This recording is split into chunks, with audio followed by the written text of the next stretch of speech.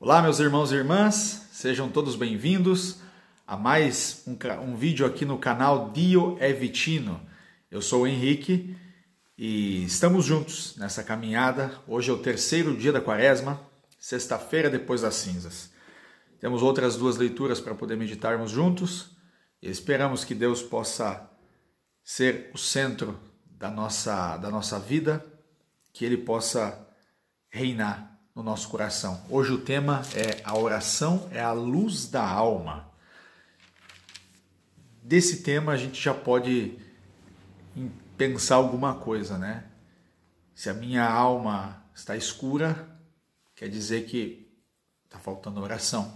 Se eu não tenho rezado, é porque provavelmente não estou conseguindo viver na luz. Mas enfim, vamos começar com a primeira leitura. A leitura hoje, a gente prossegue com a leitura do livro do Êxodo, é o capítulo 2, do versículo 1 até o 22. Então você dá uma pausa aí no vídeo, pega a tua Bíblia, procura essa citação, porque é interessante que você possa ter a Bíblia, possa ler junto. Se você tem o breviário, melhor ainda. A descrição do vídeo vai ter a segunda leitura, mas a primeira é necessário que você pegue aí na tua Bíblia. E começa assim: Naqueles dias, um homem da família de Levi casou-se com uma mulher da mesma tribo. E ela concebeu e deu à luz um filho. Ao ver que era um belo menino, manteve-o escondido durante 3 meses. Mas não podendo escondê-lo por mais tempo, tomou uma cesta de junco, calefatou-a com betume e piche. Pôs dentro dela a criança e deixou-a entre os caniços na margem do rio Nilo. A irmã do menino ficou a certa distância para ver o que ia acontecer. A filha do faraó desceu para se banhar no rio, enquanto suas companheiras passeavam pela margem. Vendo então a cesta no meio dos caniços, mandou uma das servas apanhá-la. Abrindo a cesta, viu a criança. Era um menino que chorava. Ela compadeceu-se dele e disse: É um menino dos hebreus. A irmã do menino disse então à filha do faraó: Queres que te vá chamar uma mulher hebreia que possa amamentar o menino? A filha do faraó respondeu: Vai. E a menina foi e chamou a mãe do menino. A filha do faraó disse à mulher: Leva este menino, amamenta-o para mim, e eu te pagarei o teu salário. A mulher levou o menino e amamentou. Quando já estava crescido, ela levou a filha do faraó, que o adotou como filho, e lhe deu o nome de Moisés, porque disse ela: Eu o tirei das águas. Um dia, quando já era adulto, Moisés saiu para visitar seus irmãos hebreus. Viu sua aflição e como um egípcio maltratava um deles. Olhou para os lados e, não vendo ninguém, matou o egípcio e escondeu-o na areia.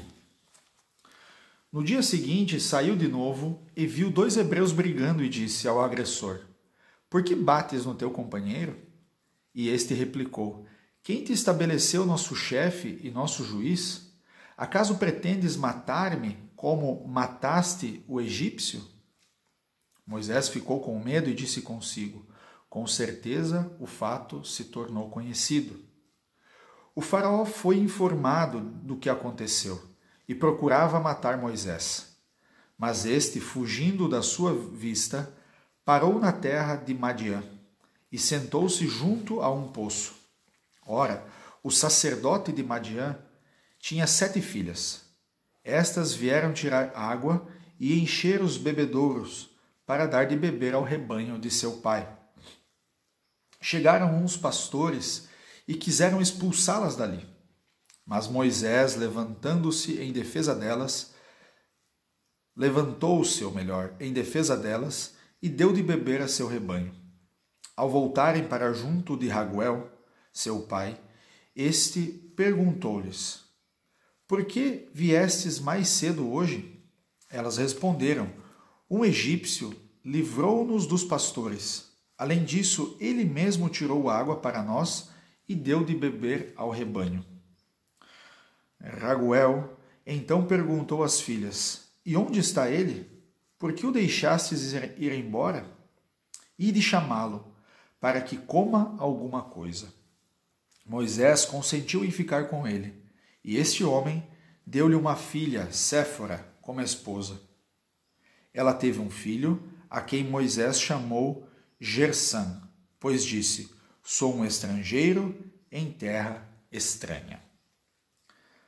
Agora começa a história da vida de Moisés, né, toda a sua experiência. E a gente já viu nesses 22 versículos, né, quanta coisa aconteceu com ele.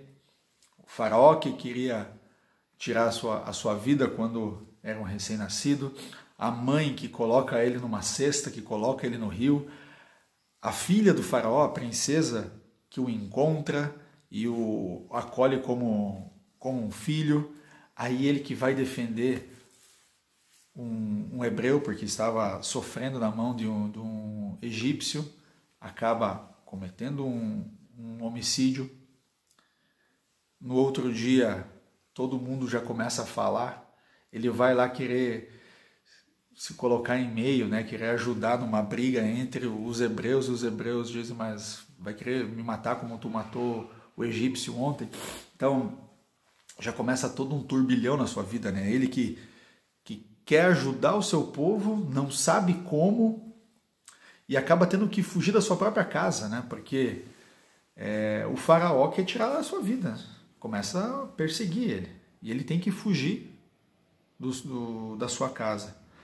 Então, a gente começa a entender essa experiência de Moisés com o seu próprio povo, a experiência de Moisés em entender o seu chamado, a sua vocação, a sua experiência com Deus. Apesar de que nesse texto não fala ainda que Moisés estava procurando Deus. Mas tem sempre essa experiência, né, de entender a vida de uma pessoa. E aí também a gente pode olhar para a nossa vida, né? Eu, quando olho para a vida de Moisés, olho para a minha vida, graças a Deus não cometi um homicídio, como aconteceu com Moisés, mas tantas coisas que eu acabei vivendo até chegar o momento de fazer uma primeira experiência com Deus, realmente de compreender, de enxergar que Deus fazia já parte da minha vida, mas é como se fosse escondido aos meus olhos, eu que não conseguia enxergá-lo.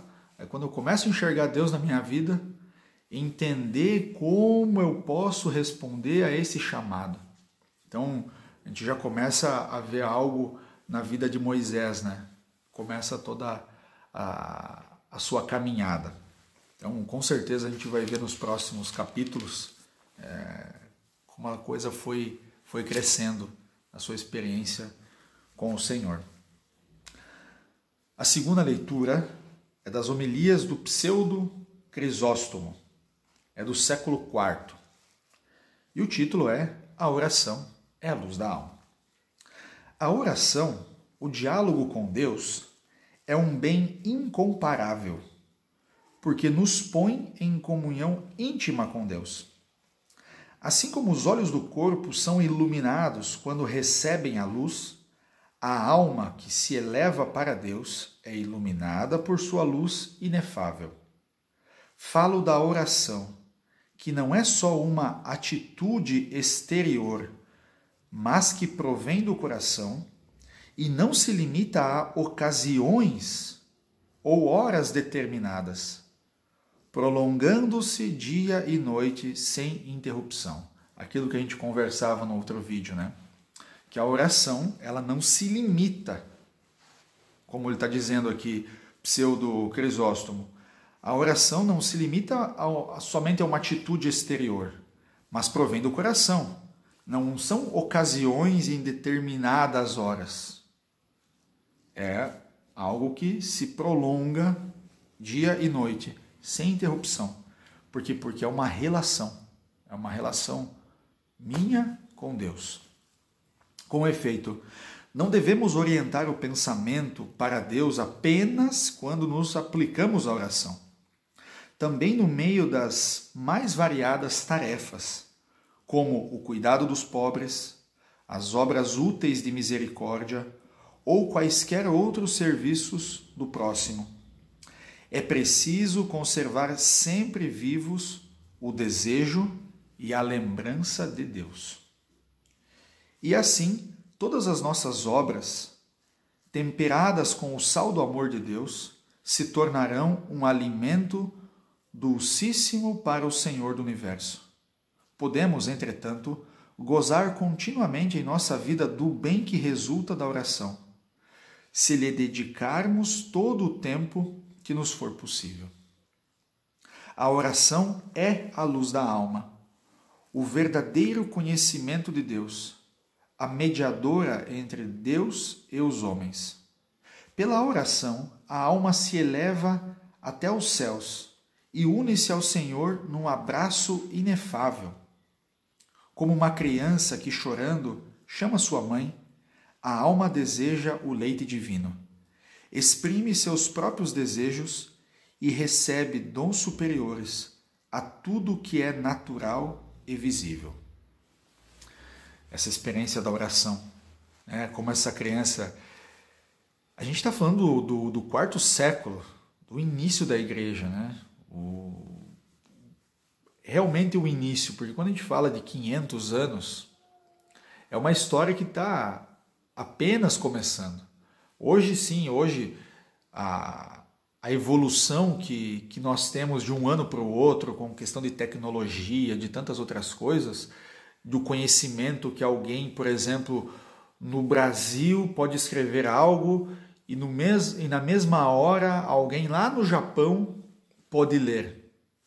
Por exemplo, eu estou aqui na Itália, estou gravando esse vídeo, e você, que pode estar no Brasil, na África, na Espanha, nos Estados Unidos, na China, enfim, em qualquer lugar do mundo, você pode ver esse vídeo. A gente está falando de pessoas do 5º século, onde chegar um escrito desse a uma outra pessoa longe dele era muito, muito, muito difícil. Provavelmente ele, na sua vida, não ia poder saber se o escrito dele foi além-mar, né? Dentro da Europa, por exemplo, em outro país. Porque o tempo é muito diverso do nosso tempo hoje. Mas não estou dizendo que o nosso tempo hoje é melhor do que aquele, ou vice-versa. Mas sim para dizer, a experiência do início dos cristãos, como eles viviam a cada momento, cada coisa que eles tinham que fazer, como uma experiência de oração. E isso é algo que permanece em todos os séculos. Hoje, por exemplo, 2021, a gente pode olhar, por exemplo, né, como está dizendo aqui o pseudo Crisóstomo, dessa experiência que tudo que a gente for fazer, se a nossa meta, se o nosso fim é uma experiência com Deus, aquilo a gente pode oferecer para Deus como uma oração. Como a gente conversava no outro momento, o meu trabalho, o meu estudo. Então, se eu vou estudar e entrego aquilo como uma experiência de oração, porque o meu esforço para poder estudar, eu entendo que é necessário fazer aquele esforço, porque através daquele esforço, daquele conhecimento, eu poderei ajudar uma outra pessoa, ali tem uma experiência de oração. Não simplesmente porque quando o teu fim é simplesmente ganhar dinheiro, por exemplo, se eu estivesse aqui fazendo vídeos para ganhar dinheiro com o YouTube, eu não... Sabe quando que eu vou conseguir chegar a esse ponto? Pode ser que eu nem chegue a ganhar algum dinheiro com o YouTube. Mas eu digo sinceramente, de todo o meu coração, fazer isso, a minha meta não é ganhar dinheiro, porque eu gravo um vídeo de 20 minutos, 30 minutos que seja, isso não vai me levar a chegar ao ponto de ganhar tanto dinheiro como tantas pessoas usam hoje, videozinhos de dança. Pode ver que isso dá views, isso faz com que muitas pessoas vejam, muitas pessoas possam dar risada, e isso sim faz com que pessoas ganhem dinheiro e vivam disso. A minha meta fazendo esses vídeos não é esse. Se um dia chegar ao ponto, quem sabe com esse dinheiro, poderei ajudar outras pessoas, poderei ter mais tempo, quem sabe para comprar um livro, aquele livro poder ajudar outras pessoas, não sei, a gente não sabe como que vai ser no futuro. Mas digo que a experiência hoje, a meta não é essa. Então, quando a nossa meta é uma experiência de caridade, em cada coisa que a gente for fazer, é uma experiência de oração. Isso a gente pode assumir para nós, para a gente não cair na tentação de dizer, mas eu não tenho tempo para rezar. A gente tem tempo. Do momento em que a gente está acordado, consciente, a gente já pode começar a rezar até o último momento que a gente estiver acordado naquele dia. A gente pode usar cada momento para poder fazer uma oração. E aí ele prossegue dizendo, a oração é venerável mensageira que nos leva à presença de Deus, alegra a alma e tranquiliza o coração. Não penses que essa oração se reduza a palavras.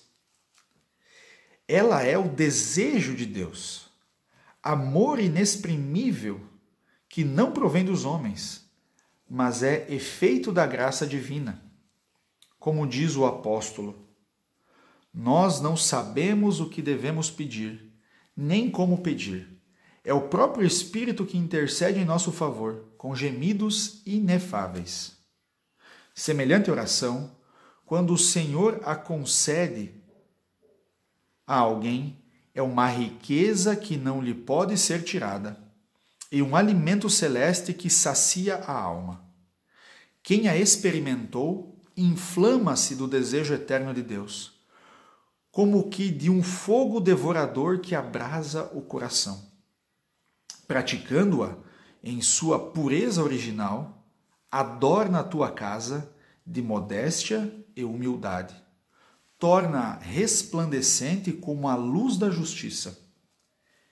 Enfeita-se com boas obras, quais plaquetas de ouro.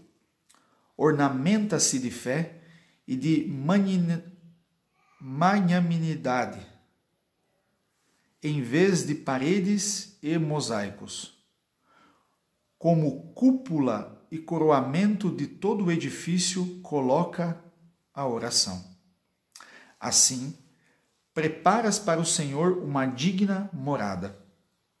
Assim terás um esplêndido palácio real para o receber, e poderás tê-lo contigo na tua alma, transformada pela graça em imagem e templo da sua presença. Essa experiência, compreender que a oração é a luz da alma. E como que a nossa alma pode estar acesa, né? Pode ter essa luz. É como agora, né? Eu comentei com vocês aqui, é inverno, aí tá frio, e a gente tem um fogão a lenha. Então eu coloco a lenha ali dentro do fogão a lenha. Se eu não alimentar aquela lenha, ela tem um fogo, depois vira uma brasa, e aquela brasa vai se consumindo até virar em cinzas e não tem mais nada. Mas antes dela virar em cinza, aquela brasa eu tenho que colocar uma outra lenha e ir alimentando aquele fogo. Se eu quero que aquele fogo continue aceso. Se eu não quero que aquele fogo continue aceso, é só deixar ele sozinho, que aquele pedaço de lenha ele vai se consumir e vai desaparecer. Não vai mais ter o fogo. Então, a minha experiência com Deus na oração, a minha experiência de intimidade, se eu não a alimento, ela se perde. Por isso que as pessoas perdem a fé. A fé é um dom, é uma graça. Mas se eu não alimento essa graça, se eu não alimento essa fé, ela pode se perder. Como você pode conhecer pessoas que já acreditaram em Deus e que hoje não acreditam mais, ou que já fizeram tantas coisas por Deus e que hoje não fazem mais. Por quê? Porque a fé se perdeu. A gente pode perder a fé. Assim como é um dever nosso crescer na fé, também é um dever nosso não perder a fé. Porque é um dom que a gente recebeu. E a gente não pode fazer como aquela parábola, cavar um buraco e colocar o dom dentro. Porque ele vai se perder, ele não vai dar frutos. Não vai dar frutos. Então, hoje, sexta-feira, depois das cinzas, terceiro dia da quaresma, é um momento de acender a nossa alma com a experiência da oração. Deus te abençoe, que seja um dia proveitoso na tua vida, assim como eu quero fazer com que esse dia seja proveitoso também. Nos vemos amanhã no próximo vídeo para meditarmos juntos novamente.